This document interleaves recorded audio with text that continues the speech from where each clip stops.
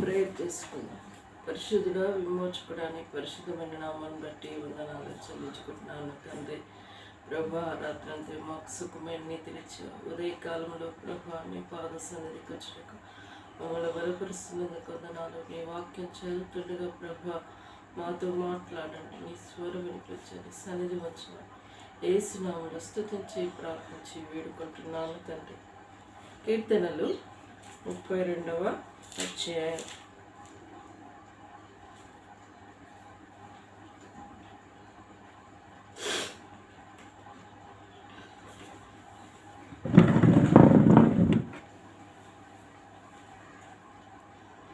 తన అతిక్రమలకు పరిహారం నందినవాడు, తన పాపములకు ప్రాయచిత్తం నందినవాడు ధన్యుడు. యెహోవా తన నిర్దోషమని ఎంచబడినవాడు, ఆత్మలో కప్పం లేనివాడు ధన్యుడు. నేను మౌననే ఉండగా దినమంతి నేను చేసిన నా ఆర్తధ్వని వలన నా ఎముకలు క్షీణించినవి. దివారాత్రము నీ చేయి నా మీద బరువుగా నుండెను. నా పాదములు వేసవి కాలము ఎండిన వటి వలె ఉన్నాయి. నా దోషములు కప్పుకొనక నీ ఎదుటి నా పాపములు ఒప్పుకొంటుని. యెహోవా సన్నిధి నా అతిక్రమలను ఒప్పుకొందు అనుకొంటిని. నీవు నా పాప దోషములు పరిహరించి ఉన్నావు. కావున నీ దర్శన కాలమందు భక్తి గలవారు అందరూ నేను ప్రార్థన చేయదురు. విస్తార జలప్రవాహములు పొర్లించవచ్చును, నిశ్చయంగా అని వారిని రావు. నా దాగు చోట నీవే, శ్రమలో నుండి నీవు నన్ను రక్షించేదవు. విమోచన గానములతో నీవు నన్ను ఆవరించేదవు. నీకు ఉపాయము చేసేదను, నీవు నడవలసిన మార్గాన్ని నీకు బోధించాను. నీ మీద దృష్టి ఇచ్చి నీకు ఆలోచన చెప్పుదును. బుద్ధి జ్ఞానం లేని గురుము వలన కంచెర గాడిద వలన మీరు ఉండకుడి. అవి నీ దగ్గరకు తేబడినట్లు వారి నోరు కళ్ళెంతోనూ బిగింపవలెను. భక్తులకు అనేక వేదన కలుగుచున్నవి. యెహోవా యందు నమ్మకించు వారిని కృప ఆవరించుచున్నది. నీతిమంతులారా, యెహోవాను బట్టి సంతోషించుడి, ఉల్లసించుడి. యథార్థ హృదయులారా, మీరందరూ ఆనందగానము చేయుడి. దేవుడు ఈ మాటలు కొన్ని మాటలు మనము ధ్యానించుకుందాం. తన అతిక్రమలను పరిహారం నొందినవాడు, తన పాపం ప్రాయచిత్తం నొందినవాడు ధన్యుడు. అతిక్రమములు అంటే కొందరు తప్పులు చేసుకుంటూ వస్తూనే ఉంటారు. దేవుడు కూడా చూస్తాడు, మనుషులు కూడా చూస్తాడు. మీరు ఎంతగానో తప్పు చేసుకుంటూ వస్తూ ఉంటారు అని అంటూ. అతిక్రమం అంటే అవి క్రమం లేకుండా బ్రతకడం, అక్రమంగా మరి ఇలాంటివి జయించేవారిని అతిక్రమము అని చెప్పబడుతూ వస్తుంది. తన పాపముల ప్రాయచిత్తం నొందినవాడు ధన్యుడు. యెహోవా చేత నిర్దోషి అని ఎంచబడినవాడు, ఆత్మలో కపటం లేనివాడు ధన్యుడు. ఈ లోకంలో మనుషులు ఎప్పటికీ మంచోడు అని అనడు. ఎందుకంటే అది కొంతమందిలో మంచి గుణం అనేది ఉంటుంది, అందరికీ ఉండదు. తన స్వార్థం అనేది చూపించుకుంటాం. నేను నా జీవితంలో ఎక్స్పీరియన్స్ అనుభవంలో నేను కరెక్ట్ అని అంటే అది కరెక్ట్గా రాంగ్ అని అనుకుంటూ వచ్చిన ఉన్నారు. అంటే ఎంత విషయంలో వాళ్ళు ఒప్పుకోరు. ఎందుకంటే నేను చెప్పలేదన్న ఫీలింగ్ వాళ్ళలో ఉంటారు. ఇంకో విషయం వాళ్ళకి లేదని ఫీలింగ్ కూడా ఉంటుంది. ఇప్పుడు నా కాడ ఉన్న వస్తువు వేరే వాళ్ళ కాడ లేకుంటే గిల్టీ ఫీలింగ్ అనేది ఉంటుంది. చిన్న కాడ లేకపోయే అనే ఆలోచన ఉంటూ ఉంటుంది. మనం దేవుని ఎదిగిన ప్రజలు ఏం చేస్తూ ఉంటాం? నేను రక్షించిన నాటి నుండి నేటి వరకు నేను ఎప్పుడు ఎవరి మీద ఆధారపడలేదు, దేవుడిపై నేను ఆధారపడిన. ఎందుకంటే నేను చెప్పగలను, నా 10th క్లాస్ ఒక సబ్జెక్టు పోయింది కాబట్టి ఆ ఇయర్ చిన్నగా అమ్మ ఇట్లా మిషన్ కుట్టేది కాబట్టి కుట్టేటప్పుడు మెలకువలు నేర్చుకొని నేను జాకెట్లు ఇట్లా ఇలాంటి చిన్నవన్నీ కుట్టుకుంటూ వచ్చాను. మిషన్ అనేది కుట్టేటప్పుడు కట్ చూసేటప్పుడు చూస్తే ఆటోమేటిక్గా నేర్చుకోవస్తుంది.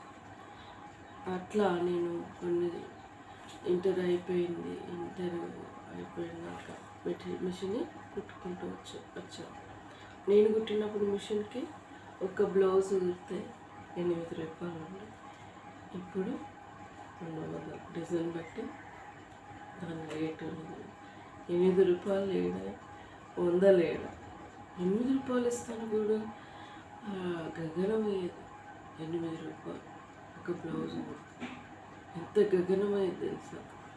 అయితే నేను ఫస్ట్ స్టార్టింగ్లో ఒక రోజు మొత్తం ఒక బ్లౌజే కుట్టేది. నాకు అలవాటు అయిపోయింది. బ్లౌజ్ మంచిగా కుడుతుందని ఎక్కువ గిరాకీ వస్తే రోజుకి 4-5 బ్లౌజులు కుట్టేదాన్ని. టక కట్ చేసుకునేదాన్ని, ఒకేసారి బ్లౌజులు కుట్టేదాన్ని. ఒకరోజు ఒకసారి కాజాలు పెడతాను.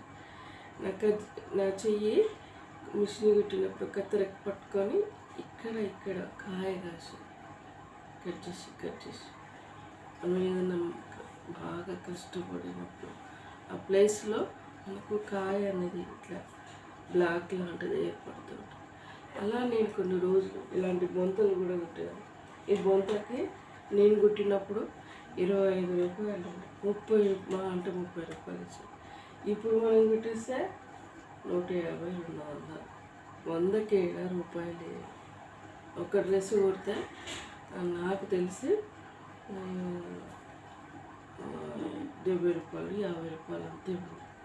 ఇప్పుడు ఈ డ్రెస్ నేను ఇప్పుడు కుట్టట్లేదు కాబట్టి కుట్టించుకుంటే ఈ డ్రెస్కి 300 తీసుకోండి.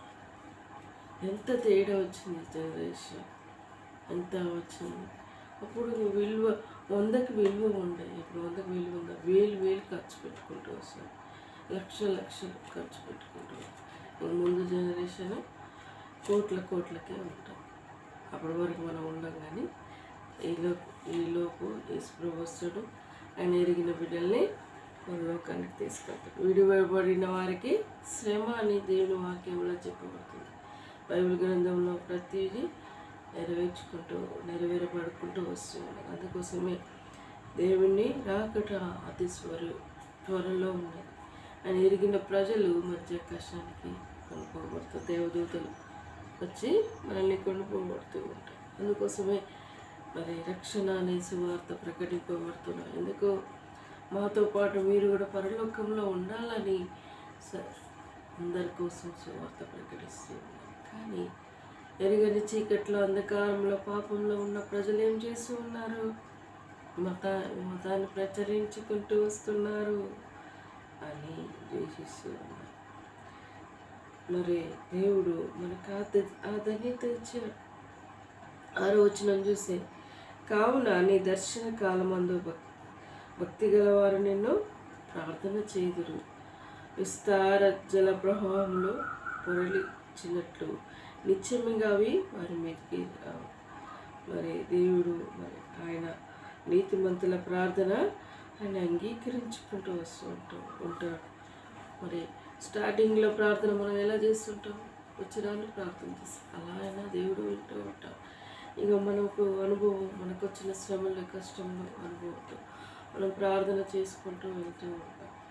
ఎలా చేసినా దేవుడు ప్రార్థన వింటాడు, వినకుండా ఆయన ఉండడు. కానీ దుష్టుడు అపవాది ప్రార్థన చేయకుండా మనుషుల్ని దూరం చేస్తూ ఉంటుంది. నువ్వు ఇదిగో ఈ తప్పు చేసినావు కాబట్టి దేవుడు నీ ప్రార్థన వినడు అని అట్లా కూడా అనుమానం చేసుకొస్తున్నాడు. మన పాపములో మనం ఒప్పుకుంటే అందుకే దేవుడు మన అతిక్రమణలకు పరిహారం నొందినవాడు, తన అతిక్రమణలకు పరిహారం నొందినవాడు, తన పాపంలో ప్రాయశ్చిత్తం నొందినవాడు. కానీ మన అతిక్రమలను మనం ఒప్పుకుంటే మనం ధన్యులం అయిపోతాం. మన పాపములకు ప్రాయశ్చిత్తం ముందుతే ధన్యులు మీకు. అందుకోసమే మనల్ని దేవుడు పిలిచాడు, పరలోకానికి వెళ్ళడానికి పిలిచాడు, కానీ ఆరని అగ్నిగుండంలో పొందడానికి మనం పిలవలేదు. అది సైతానికే ఉంచబడిందట, పాతాళలోకి. కానీ ఏం చేస్తుండ్రు ఈనాడు మానవులు? జనులాట కట్టెల వలె ఉన్నారట నరకాన్ని. మరి చూసుకో, అగ్ని ఆరదు. నరకం అంటే అగ్ని ఆరదు, పురుగు చావదు, గబ్బు గబ్బున రగులుచుంటుందంటే ఇక ఎప్పుడు యుగ యుగాలు నరకంలో కాలం వస్తుంటారు. అందుకే ఉంటారు మా అన్యులకు కూడా తెలుసు, అబ్బా ఏదైనా కష్టం, ఏదైనా నరకం చూసినవరా నాయన అంటారు.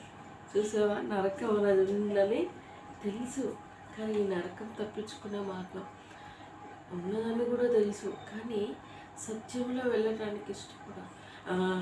పలానా వ్యక్తులు దేవుడికి అన్ని అబద్ధాలు ఆడతారు, అన్ని పోతూ వాళ్ళ జీవిత చరిత్ర నీకెందుకు? నువ్వు చక్కగా బ్రతికి నీ జీవితం పరలోకానికి వెళ్ళేటట్టు చూసుకోరాదు. నువ్వు చక్కగా బ్రతుకు, దేవుని చెప్పినట్టు విని నీ దేవుని మార్గంలో నడుగు. వాళ్ళ జీవితాలు ఎత్తుబట్టి మాట్లాడు. దేవుడు వారి చక్కగా చేస్తాడు, వారి సరి చేసుకుంటాడు. ఆయన పని ఆయనకు ఉన్నది. నువ్వు ఆయన పని నువ్వు నీ ఆత్మ నీ రక్షణలోకి రాకుండా వాళ్ళ జీవితం వాళ్ళు అట్లా ఉన్నారు, వీళ్ళు ఇట్లా ఉన్నారు, వాళ్ళే బతుకులు బాగాలేవు, ఇంక మీ నమ్ముకునే వాళ్ళు ఇట్లా విమర్శించుకుంటూ కూడా దూరంగా ఉంటారు. వాళ్ళని చక్కగా చేస్తాడు, సరిలో దారి చూపిస్తాడు. మరి ఊకనే వాళ్ళని దేవుడు వదిలిపెట్టాడు. అర్థమైందా? ఓ విశ్వాసి, ఓ అంధకారమైనలో జీవిస్తున్నా మరి ప్రజలారా, దేవుడు ఈ ఉదయకాల సమయంలో దేవుడు చెప్తూ ఉన్నారు, నీ జీవితం ఎలా ఉన్నదో ఒకసారి సరి చేసుకో.